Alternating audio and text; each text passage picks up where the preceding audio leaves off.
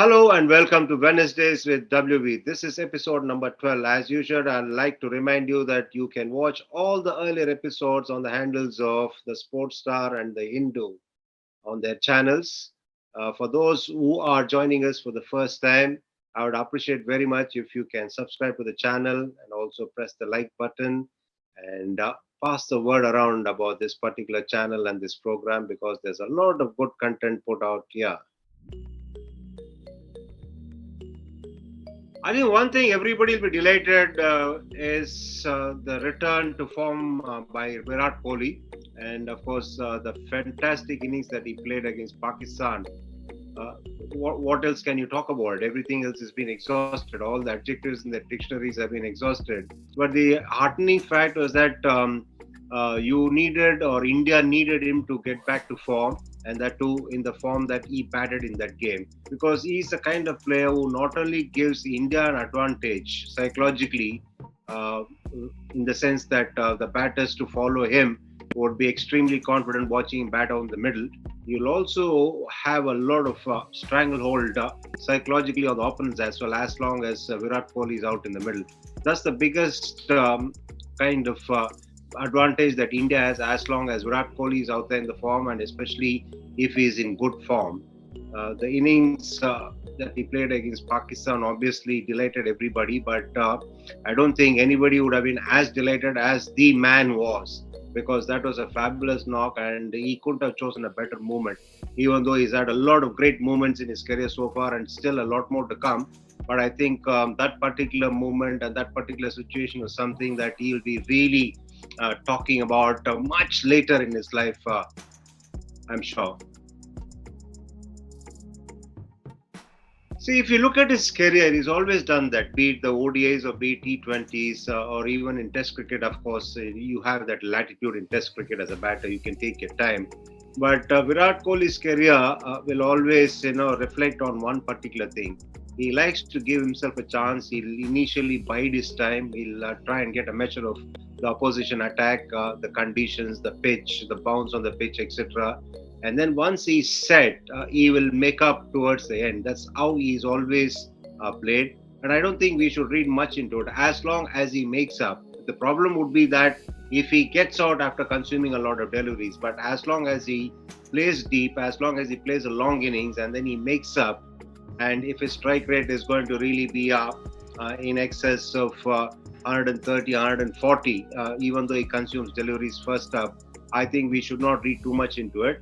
The thing is that you need Virat Kohli to be there, like I mentioned earlier, for the dual psychological advantage that India will have as long as he's there, because he's that kind of a player. He's got that aura around him, and he's also got a record over a long period of time that a lot of batters would give the right arms for.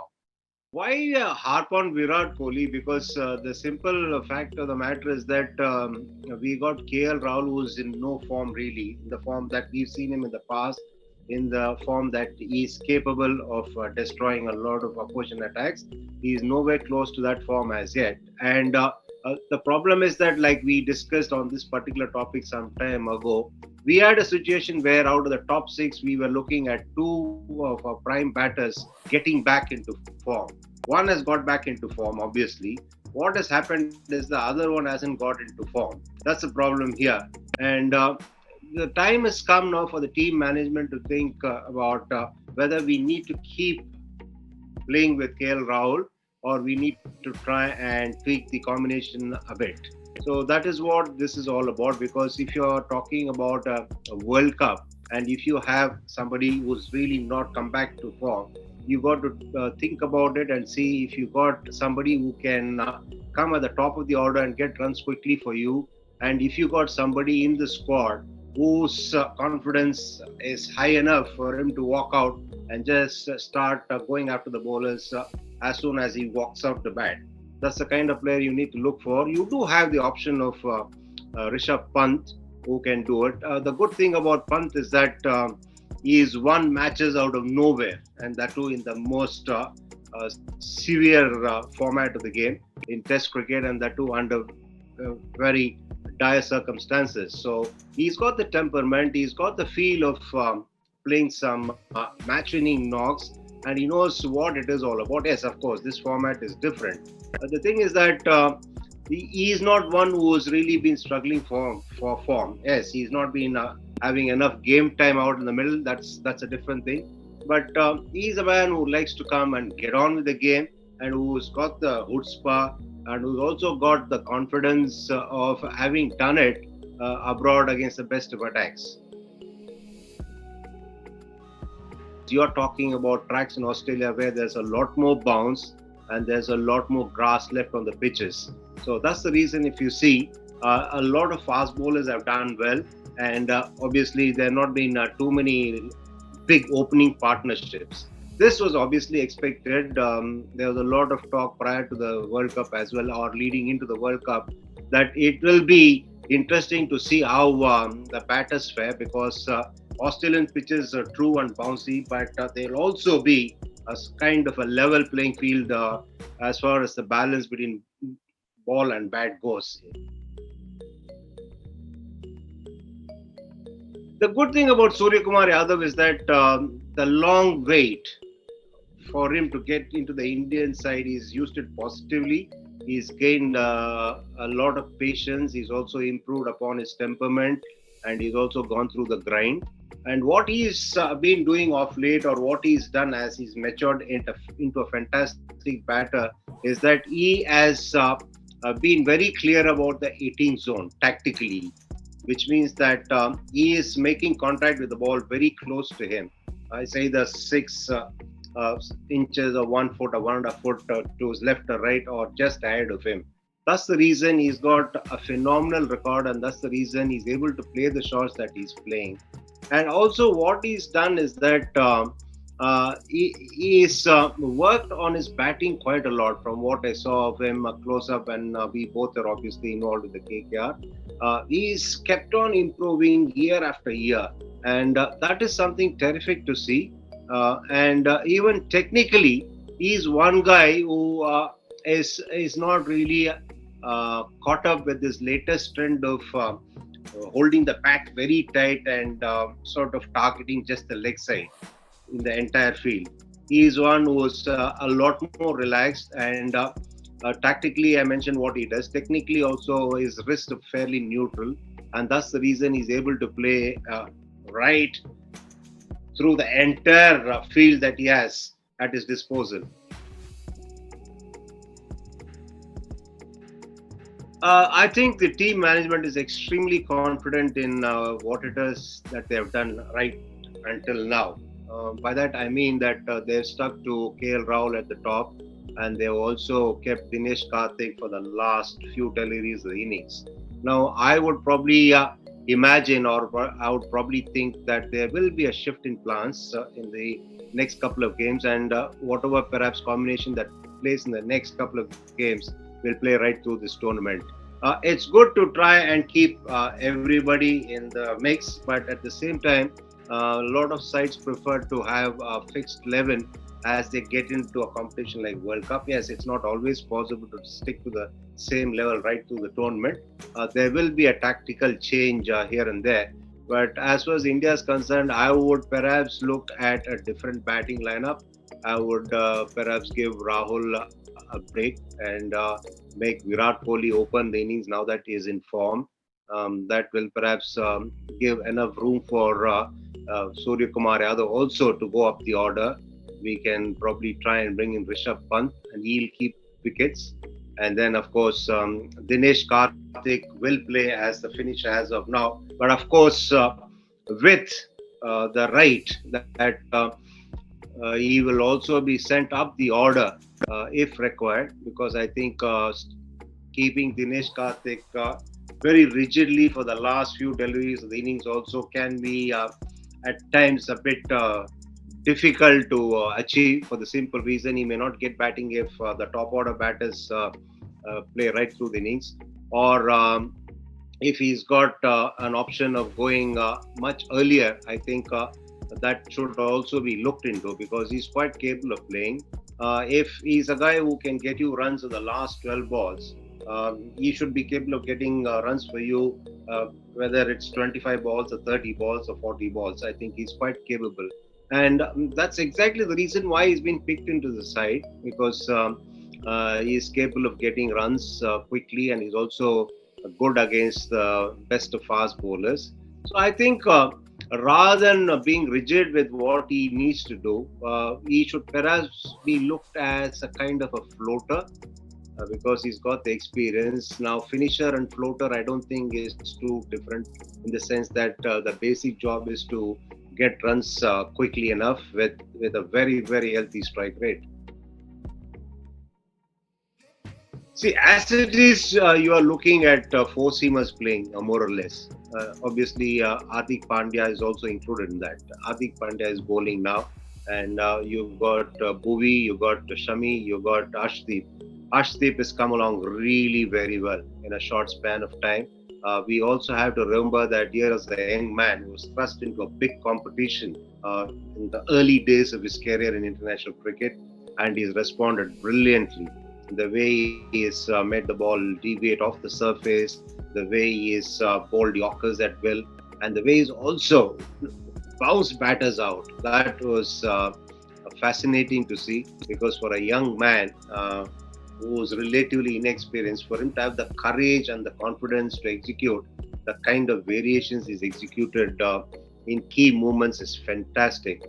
I'm sure he's got to be preserved, and he'll serve India for a long time. He's a real jewel, and the fact that he's also a left-arm seamer is a huge advantage.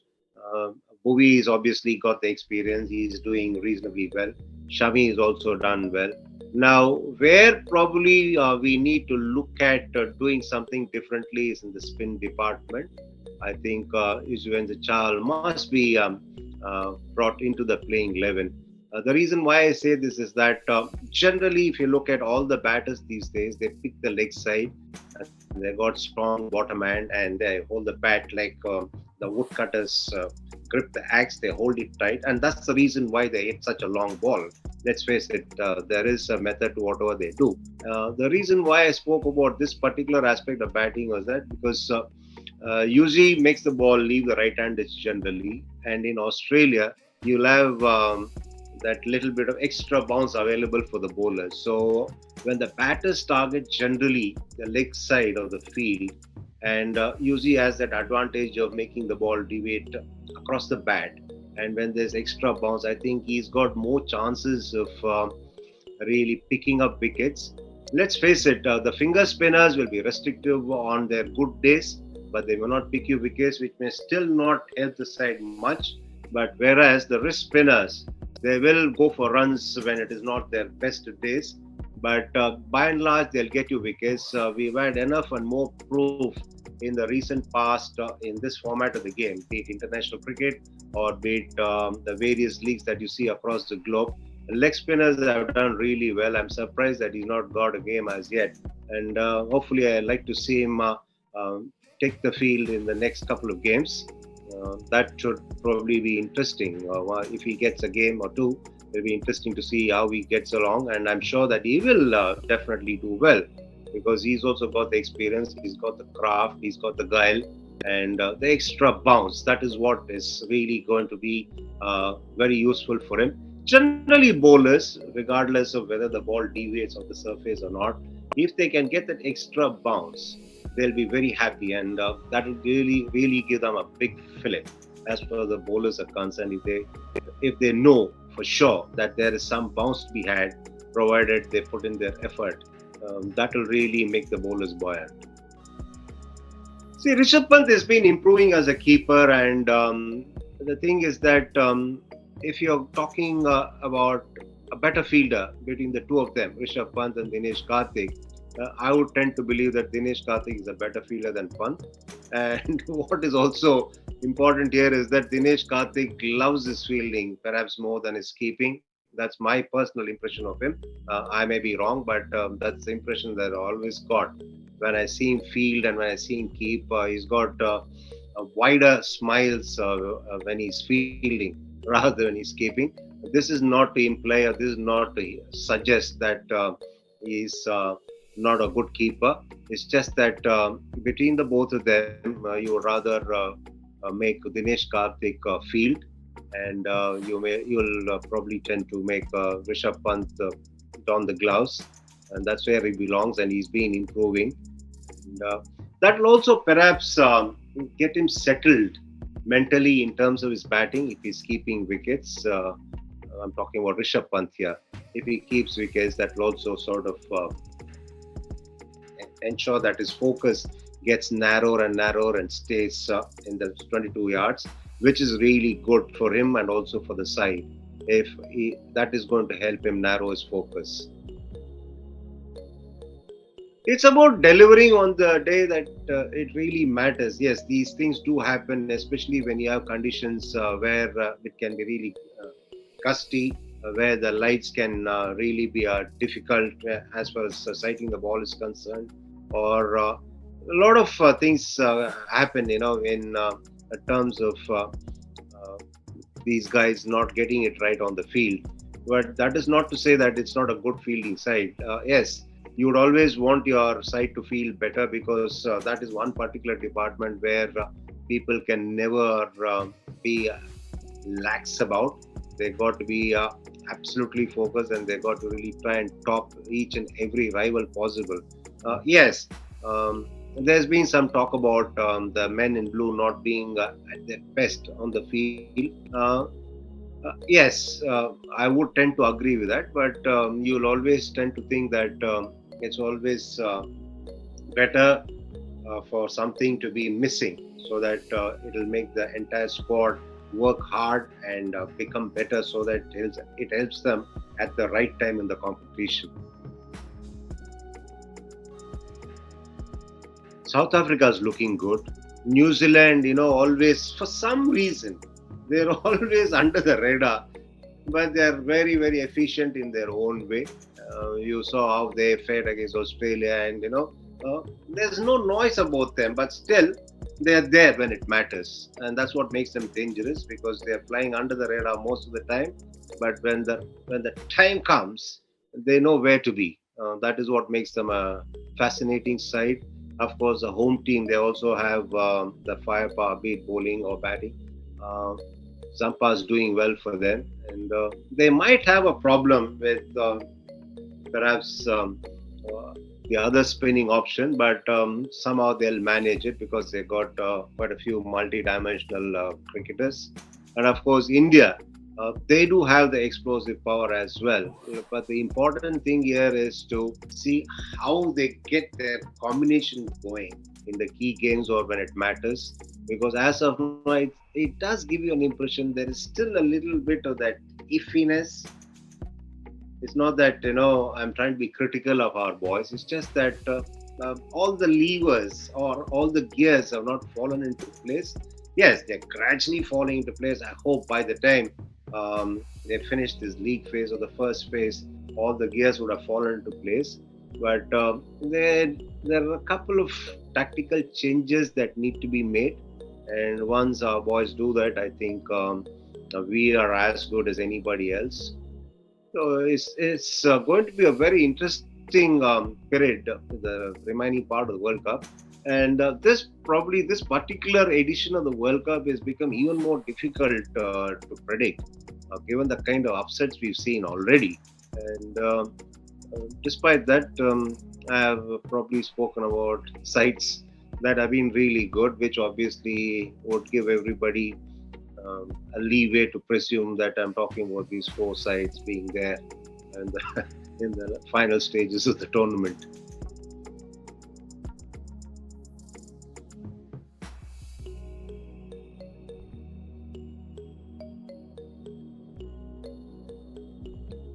See, I was glad because the girls will get good money because they are also representing the nation. It's a step in the right direction. But yes, the fact of the matter is that there are a lot of other things that will be discussed henceforth. That's not the point here. The first step has been taken, and you have to hand it out to BCCI. Yes, there's a lot of criticism about what it is that they do, what it is that they don't do.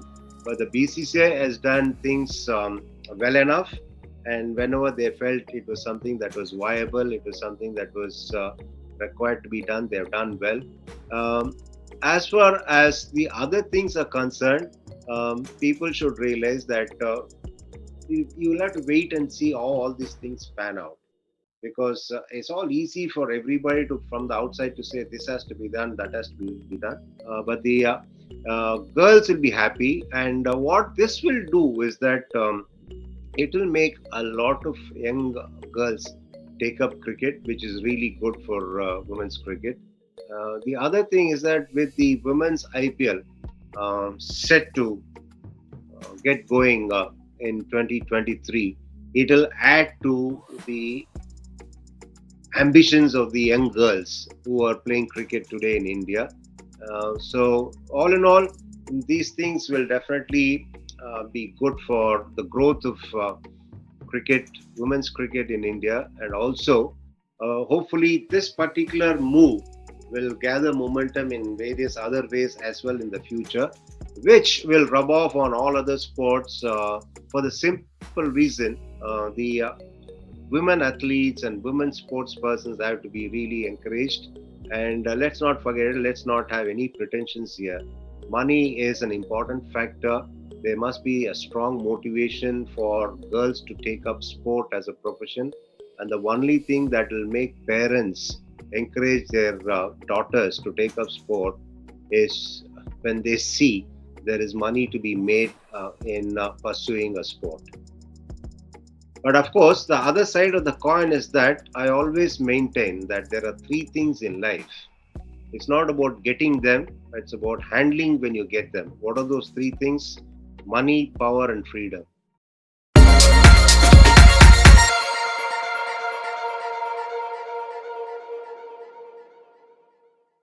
There it was, freewheeling about Team India in the ongoing World Cup and also about the pay hike for our women in blue.